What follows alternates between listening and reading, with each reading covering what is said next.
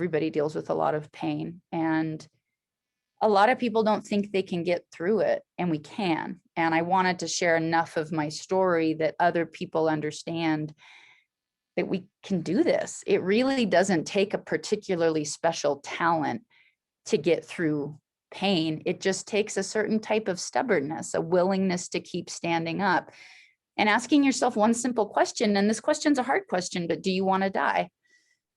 Because that's going to tell you a plan of action. If you want to die, you're going to have to make a real specific plan. You know, that's going to take a real specific plan to handle that.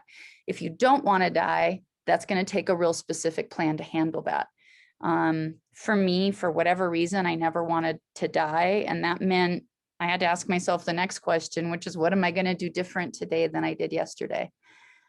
And can I take notes on it and see if it works? So writing that book was my process of helping myself through that experience, as well as trying to write it in a way that gave people some insight of what to do with pain, because I've had to deal with a lot of it.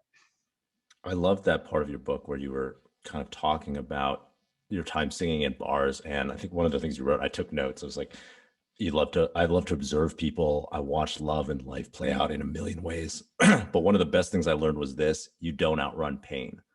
And I highlighted that because it was such a amazing lesson to learn. I mean, probably a very difficult lesson, but it seemed like such an important lesson to learn when you were really young, right, at the time. Like, how old were you when you were singing in these bars?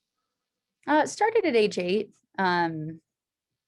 Yeah, you know, the buffalo is the only animal that goes directly into the storm. And that image really struck me, that the quickest way is through. The quickest way is through. Avoidance, you know, everybody's obsessed with hacks now. You don't get to hack spirituality. You don't get to hack pain.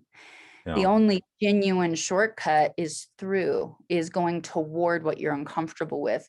And if you can recalibrate that, you start moving toward uncomfortable things, moving toward your anxiety, moving toward the uncomfortable parts of your personality, and you start to look at them with curiosity, that's the only genuine shortcut. It took me a long time to learn that. Like, I think I started learning that when I was in my late 20s and early 30s.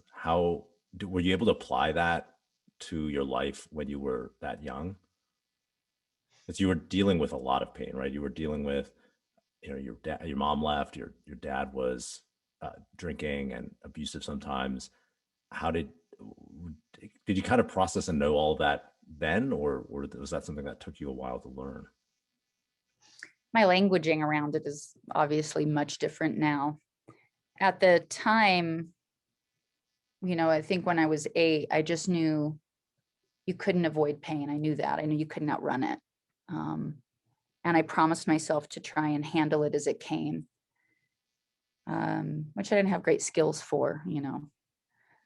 But telling the truth was a big part of that. Now, I only did it in a notebook. You know, I'd started lying a lot at that age. I started stealing at that age.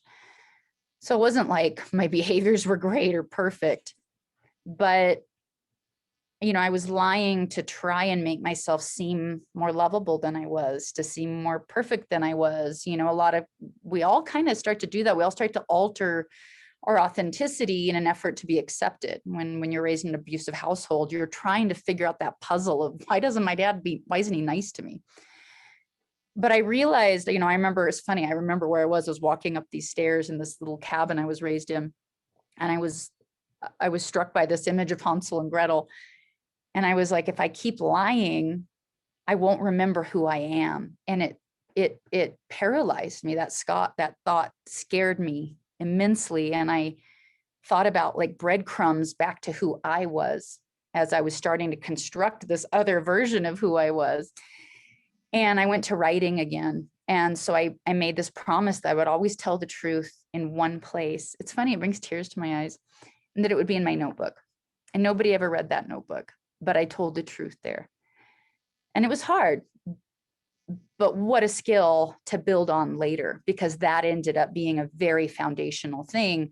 Just like the idea of not trying to outrun pain became a foundational thing. So I didn't know what to do with these pieces yet, but for some reason, intuitively, I knew that these things, my survival depended on them. It felt that way.